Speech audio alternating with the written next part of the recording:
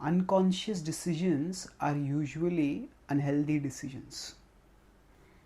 When researchers were asked to study the eating habits of people, at that time they found that when researchers were not aware, or when the subjects were not aware of what they were doing, quite often they would do things which would be unhealthy for them. For example, if say somebody was watching it, if subjects were watching a TV, and while watching TV they wanted to enjoy eat some snack.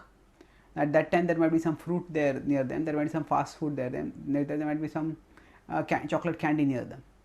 Now if they were caught in watching the TV, they or the movie or whatever, then they would consciously, subconsciously move towards that snack which they conceived of as the most delicious, which they felt would give them the most pleasure, which they defined as pleasurable. And often they defined it as pleasurable not just based on what they actually found pleasurable, but what they were indoctrinated into believing as pleasurable by the incessant propaganda of the media. And thus they often ended up eating inappropriately, eating unhealthily. And when they were aware of what they were doing, they would actually choose to eat more healthily. So when we are not conscious of what we are doing, often we end up doing things which are unhealthy for us. Why? Because at that time when we are going to act, and while acting we are going to make certain decisions about how we are going to act, and if we don't make the decisions, then the mind is going to make those decisions for us.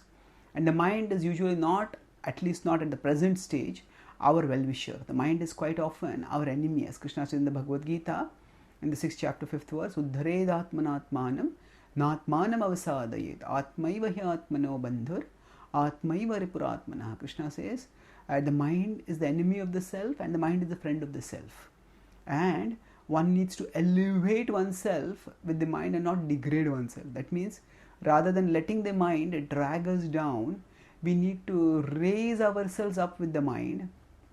And the way to raise ourselves up with the mind is by making it our subordinate, not our superordinate, not our master.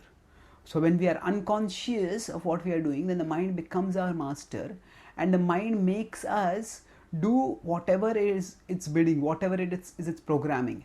And in that way we become trapped, we become entangled, we become degraded. To avoid such a thing from happening, we need to always be on guard, we need to be conscious. And when we practice bhakti yoga, when we strive to fix the mind on Krishna, at that time, even if we don't succeed in fixing the mind on Krishna, at least we are becoming conscious. And the more we become conscious, the more we become conscious during our chanting, during our focus on Krishna, the more we will be conscious at other times also, when we are, says, battling with temptation, and when temptation is trying to sneak in.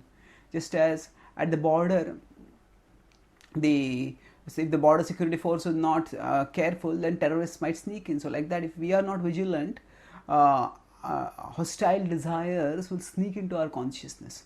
And to the extent we are conscious, to that extent we can keep those desires out, screen them, and allow only those desires in that are beneficial for us.